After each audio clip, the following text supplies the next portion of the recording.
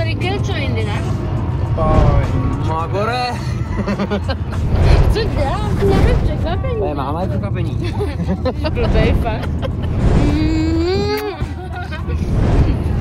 Ne, ale jedeme trošku, ne? Ať tam prostě jsme ještě, asi mě tam bude znát.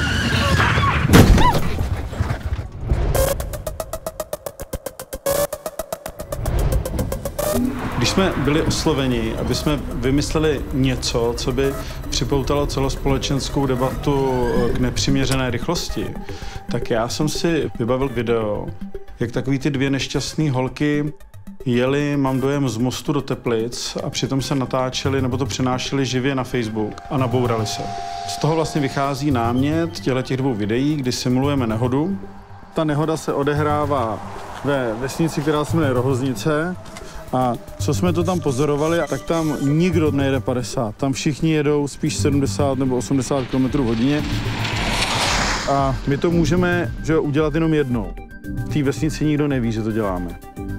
A my potřebujeme, aby i lidi v tom místě si mysleli, že tam k té nehodě došlo. Tou mystifikační formou sledujeme dva cíle.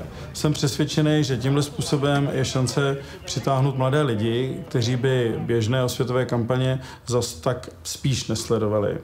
Ale hlavně nás to zajímá i jako jistá forma výzkumu, protože v těch diskuzích na sociálních sítích se ukáže, jakým způsobem se Češi k tématu rychlosti a nedodržování pravidel za volantem vztahují.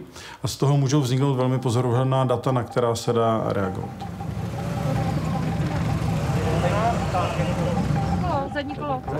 Podle aktuálního průzkumu skoro 90% českých řidičů připouští, že jezdí více než povolenou rychlostí v obci. Řidiči často to vnímají tak, že tam, kde je přehledný úsek, není problém jet přes ten limit. Ten problém nastává ve chvíli, kdy se ta situace na silnici proti předpokladům náhle změní. V Oktávce jsou 3 spovykaný mladěši, kteří přijíždějí skrz tu obec, těsně za přechodem si všimnou toho nebezpečí. Ten tatínek běží k autobusu, že, který už se chystá vyjet ze zastávky, všimne si jich, zazmatkuje, ale v tu chvíli se nám tady přibližuje dodávka, která taky jede rychlejc. A tohle to je takovej ten jako takzvaně, jak se to říká? Force major, vyšší moc. Vítr otevře dveře. Vítr otevře dveře.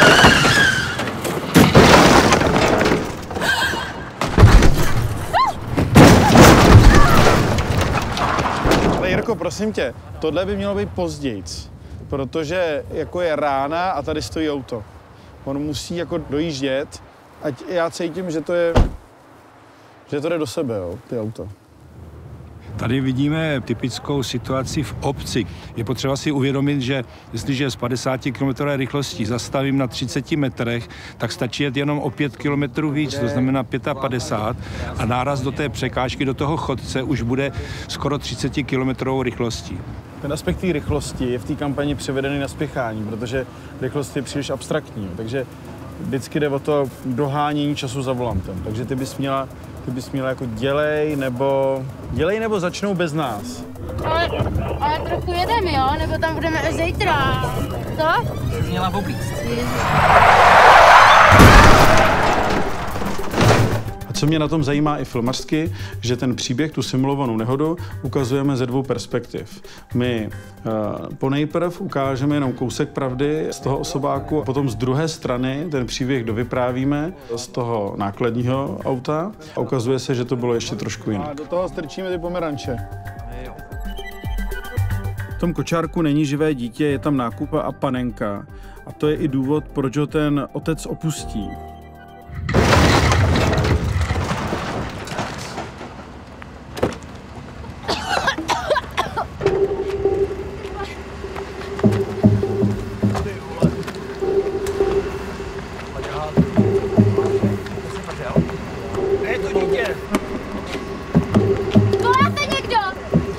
Když dotočíme ty videa, tak ještě musíme celou tu scénku dohrát, protože jsme uprostřed obce, kde nikdo neví, co vyrábíme. Proč nikdo nevolá? ubil? Ty vole. Slečno, Ty vole. já s sebou nemám Matouše. Jakýho Matouše zase? Ten je u babičky, já mám to je jenom nákup. Nákup? Jo, nákup. Ty vole. Stojíme, já nevím, kde to je, můžu. Co se stalo? Nákup jenom, ty kdyby tam bylo dítě, tak Jak vyjelo pozadí dodávky? Nepřiměřená rychlost se na celkovém počtu dopravních nehod z dlouhodobého hlediska podílí celkem 17%. Nicméně, pokud vezmeme dopravní nehody s tragickými následky, tedy smrtelnými následky, pak její zastoupení je 40%. Druhá. Dovedu si představit, že běžný divák těch našich dvou videí tam především vidí tu nešťastnou situaci, ale kdo bych je chtěl pečlivěji prostudovat, tak my jsme si dali docela práci a je tam jako řada takových kritických elementů, které k tomu přispějí. Ve 3/4 bychom měli se všichni napáskovat na ten odjezd. Kočárek už je naložený, je tak? Ano. Když řeknu zadržíme dopravu, hlásíte se 1, 2, 3 zavřeno, jo? Jak jsme se domluvili. Takže tyhle ty vedlejší ulice jsou lokapované, aby tam nikdo nevlez. A teď se pojďme podívat na tu konečnou pozici, jak dopadnou ty auta. Vlastně se nám z těch pruhů se nám to zúží na jeden, protože jak ten autobus se snaží už odjet z té zastávky, tak to zúží někam sem. A zároveň tady průván otevře křídla dodávky a proto ty auta Jdou proti sobě. Jdou do sebe. No.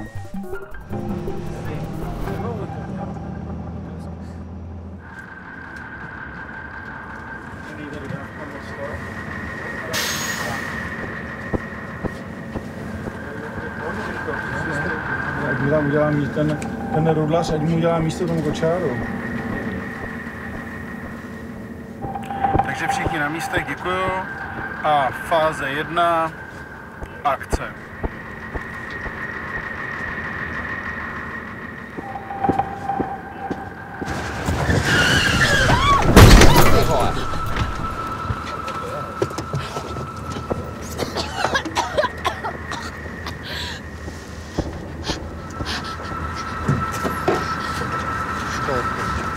Voláte někdo? Voláte někdo? Ty vole.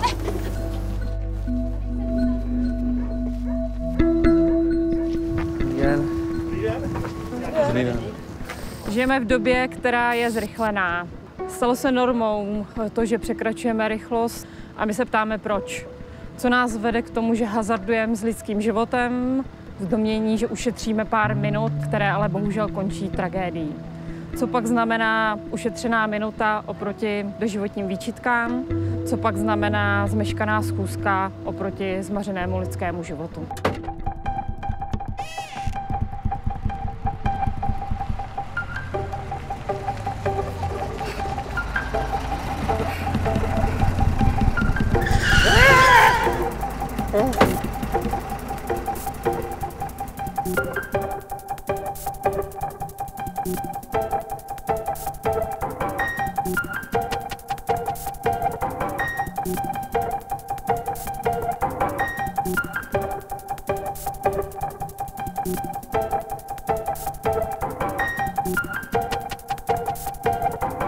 Thank you.